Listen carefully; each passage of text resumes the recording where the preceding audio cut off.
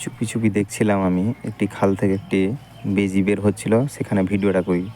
Please বন্ধুরা like করবেন এবং ভিডিওটা ভালোভাবে দেখেন। চুপচাপ আমি একটি জঙ্গলের মধ্যে দাঁড়িয়ে থেকে ভিডিওটা করছি, আর একটি খাল থেকে বেজি সাপটা বেরোচ্ছে কীভাবে। ওইখানে একটি গাছ ছিল, সেই গাছের গোড়ায় আমি মোবাইলটা রেখে দিয়েছিলাম এবং সেখান থেকে ভিডিওটা করা হচ্ছে। দেখতে পাবেন কি সুন্দরভাবে একটা বেজি সাপ ঢুকে যাচ্ছে। আর যে এই বেজিটাকে বেজির সঙ্গে কিন্তু সাপের অহিনকুল সম্পর্ক, সেটা আপনারা জানেনই। কারণ বেজি সাপকে সহ্য করে না, সাপও বেজিকে সহ্য করে না। সেই জন্য দুজনের মধ্যে কোনো জায়গায় ঝগড়া হলে সাপের সঙ্গে বেজির মানে ঝামেলা লাগতেই থাকে একদম। আর এটা আশা করি যতদিন পৃথিবী বেঁচে থাকবে ততদিনই আশা করি চলবেই।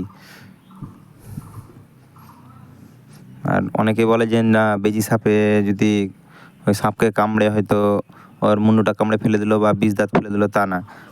বিষ দাঁত তো কামড়ে মানে ওর বিষথলিটাকে নষ্টও করে দেয়, এবং তার সঙ্গে সঙ্গে হচ্ছে দেখতে পাচ্ছেন খাল থেকে বেরিয়েছে, এবং তার সঙ্গে সঙ্গে সাপটাকেও কেটে কেটে ওর পেটিগুলো সব খেয়ে নেয়। মানে মাছের যেমন পেটি হয় সেই পেটগুলো সম্পূর্ণ খেয়ে নেয়, কিংবা ওর বাচ্চাদের জন্য নিয়ে চলে যায়। দেখতে পাচ্ছেন কি সুন্দর একটা বেজি।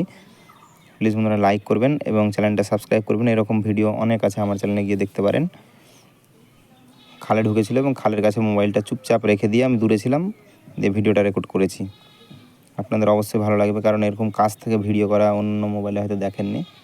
ডিসকভারি চ্যানেলে দেখেছেন, কিন্তু আমার হয়তো এসব চ্যানেলে আপনারা এরকম ভিডিও দেখেননি। এই সব বেজি বা হচ্ছে আর অন্যান্য সোনাগুজি বা গুজি সাপ যেখানে থাকবে সেখানে সাপের পরিমাণ খুবই কম থাকে, কারণ সাপগুলোকে ওরা খেয়ে নেয়।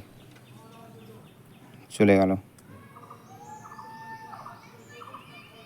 আর আসবে না। প্লিজ লাইক করবেন ভিডিওটা এবং চ্যানেলটা অবশ্যই সাবস্ক্রাইব করবেন।